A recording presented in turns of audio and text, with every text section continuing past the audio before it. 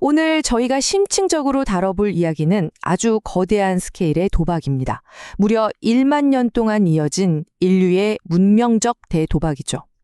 농업의 시작부터 현대 산업에 이르기까지 우리가 진보라고 부르며 쉼없이 달려온 이 길이 어쩌면 지구의 기후와 생태계를 판돈으로 건 아주 위험한 게임이었다면 여러분은 믿으시겠습니까? 오늘 그 실체를 낱낱이 파헤쳐 보겠습니다. 먼저 아주 도발적인 질문 하나 던져볼게요. 우리 인류는 정말 자연과 환경을 지배해온 위대한 개척자일까요? 아니면 스스로 파놓은 깊은 함정에 갇혀버린 수인일까요? 아마 오늘 이 이야기를 끝까지 들으시고 나면 우리가 상식처럼 여겼던 자연 정복의 역사가 완전히 다르게 보이실 겁니다. 흔히 농업혁명이라고 하면 인류가 드디어 굶주림에서 벗어난 엄청난 유토피아처럼 생각하잖아요. 그런데 이게 완전히 환상이었습니다. 사실 수렵채집인들은 고기부터 열매까지 아주 다양한 식단을 즐겼고 질병도 적었어요. 게다가 자유롭게 이동했죠. 반면에 초기 농부들은 어땠을까요? 밀이나 쌀 같은 몇 가지 작물에만 전적으로 매달려야 했고요. 한 곳에 모여 살면서 오히려 영양실조와 끔찍한 전염병에 시달렸습니다. 그러니까 농업은 즉각적인 축복이 아니라 인구를 늘리기 위해 삶의 질을 포기하고 양을 선택한 아주 뼈아픈 타협이었던 거죠. 50%, 딱 절반이죠. 이 숫자가 대체 뭘 의미할까요? 고고학자들이 미국 중서부에서 초기 농부들의 유고를 발굴해서 분석해봤거든요. 그랬더니 글쎄, 수렵채집인들에 비해 치아 에나멜 결함이 무려 50%나 급증한 걸로 나타났습니다. 치아 상태가 이 정도라는 건 당시에 얼마나 극심한 굶주림과 영양 결핍에 시달렸는지 보여주는 아주 섬뜩하고도 확실한 증거입니다. 좀 직설적으로 말해서 초기 농업은 인간의 신체에 그야말로 재앙이었습니다. 매일 허리를 굽히고 일해야 하는 고된 노동 때문에 척추 퇴행성 질환이 3배나 치솟았고요. 믿고 있던 작물 하나가 흉작이라도 나면 그냥 마을 전체가 굶어 죽는 거예요. 게다가 비좁은 정착지에 사람들이 바글바글 모여 살기 시작하니까 기생충이 번지고 결핵, 홍역, 그리고 지금도 겨울마다 우리를 괴롭히는 감기, 이런 전염병들이 바로 이때 폭발적으로 생겨났습니다. 결과적으로 인류의 평균 수명이 뚝 떨어져 버린 겁니다. 제1부, 기후의 반격입니다. 고대 문명들이 자연을 통제하려다 어떻게 처참하게 몰락했는지 그 역습의 현장으로 가보시죠. 표를 한번 볼까요? 메소포타미아, 마야, 카호키아. 이름만 들어도 위대한 고대 제국들이죠? 이들은 문명을 꽃피우려고 아주 복잡한 관계시설을 짓고 울창한 숲을 모조리 베어냈습니다. 그런데 그 대가는 정말 가혹했어요. 메소포타미아의 그 비옥했던 땅은 물을 너무 많이 끌어다 쓴 탓에 기원전 2000년쯤에는 생명이 살 수 없는 하얀 소금 사막으로 변해버렸습니다. 마야 문명은 또 어떻고요? 무분별하게 숲을 파괴했다가 강수량이 확 줄어들면서 초대형 가뭄이 닥쳤고 결국 도시를 버려야만 했죠. 자연을 마음대로 주무르려던 시도가 오히려 국지적인 기후 종말로 되돌아와 버린 셈입니다. 이런 현상이 가장 극적으로 나타난 게 바로 후기 청동기 시대의 대붕괴입니다. 학자들은 이걸 퍼펙트 스톰, 즉 완벽한 폭풍이라고 부르는데요. 당시 문명이 단일 사건으로 무너진 게 아니라 무려 150년에서 300년 가까이 이어진 끔찍한 가뭄, 굶주림, 그리고 살 곳을 찾아 남쪽으로 밀려드는 기후 난민들까지 여러 악재가 한꺼번에 덮쳤다는 겁니다. 당시 지중해 일대의 고대 경제가 구리와 주성무역으로 아주 촘촘하게 얽혀 있었거든요. 그런데 이 기후의 연쇄 반응 앞에서 마치 도미노가 쓰러지듯 줄줄이 붕괴하고 말았습니다. 제2부 산업의 되기입니다. 자, 이제 시간을 훌쩍 뛰어넘어 근현대로 옵니다. 여기서부터는 국지적인 재앙이 아니라 전 지구적 위기가 시작되죠. 상황이 얼마나 기하급수적으로 악화되는지 타임라인을 쭉 따라가 볼까요? 우리는 보통 지구온난화라고 하면 비교적 최근의 일이라고 생각하잖아요.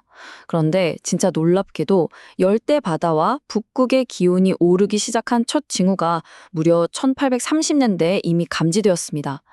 18세기 산업혁명 때부터 마구 태워대던 석탄이 벌써 그때부터 지구의 체온을 펄펄 끓게 만들고 있었던 거죠. 1830년대에 대기 중 이산화탄소가 그렇게 빨리 치솟은 이유는 명확합니다. 석탄 연소와 삼림 벌채의 결합, 이게 정말 치명적인 콤보였습니다. 공장 돌리고 기차 움직이고 난방하느라 미친 듯이 석탄을 때우는 동시에 식민지를 개척하고 도시를 넓히겠다고 탄소를 흡수해야 할 숲을 무자비하게 밀어버린 겁니다. 연구자 존 펄리는 이 상황을 아주 정확하게 꼬집습니다. 미국 같은 지역에서 석탄 연소와 가속화된 삼림벌채가 동시에 일어난 이중 공격이라는 거죠. 인류의 끝없는 욕망이 공기 중으로는 엄청난 양의 온실가스를 뿜어내고 땅에서는 그걸 걸러줄 천연 필터를 모조리 뜯어내버린 끔찍한 결과입니다. 그리고 이 화려한 산업 호황의 이면에는 끔찍한 희생이 있었습니다. 일자리를 찾아 도시로 사람들이 구름대처럼 몰려들었죠. 이들을 수용하려고 날림으로 지어 올린 연립주택들은 그야말로 생지옥이었습니다.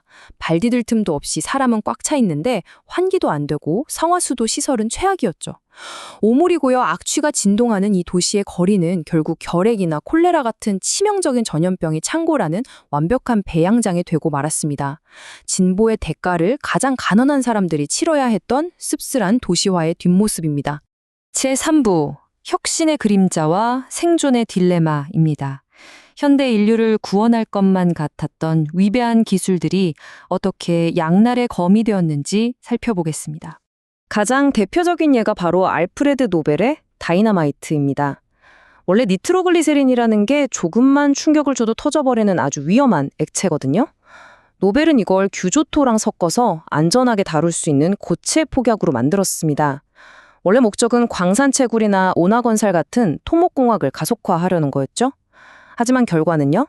철강과 석탄 산업을 비약적으로 발전시키긴 했지만 동시에 심각한 환경오염을 초래했고 결정적으로 제1차 세계대전에서 무자비한 대량 살상 무기로 둔갑했습니다. 노벨이 도덕적 고뇌에 빠져 자신의 유산으로 노벨상을 창설하게 된 것도 바로 이 역설 때문이죠. 1500만.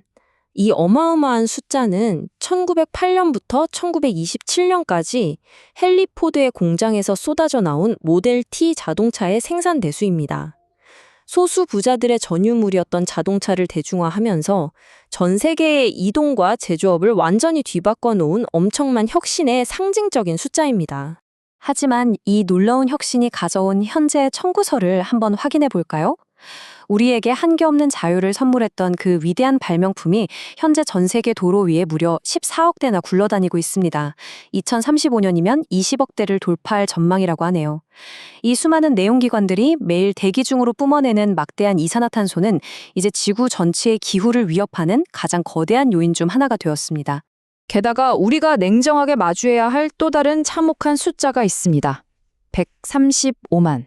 요즘 자동차들이 그 어느 때보다 안전해졌다고 하지만 여전히 매년 전 세계적으로 135만 명의 생명이 교통사고로 목숨을 잃고 있습니다. 우리가 일상의 편리함을 위해 지불하고 있는 너무나도 비싼 비용입니다. 오늘날 우리 현대생활의 가장 기본적인 생명줄, 전기도 예외는 아니었습니다. 19세기 후반에 에디슨의 직류와 테슬라, 웨스팅하우스의 교류가 맞붙었던 일명 전류전쟁 들어보셨죠? 전 세계를 환하게 밝히고 있는 이 전력망 요차, 사실은 상대방 기술을 깎아내리기 위해 동물을 감전시키고 전기의자 사용까지 도입할 만큼 잔혹하고 피 튀기는 경쟁의 산물로서 탄생했습니다.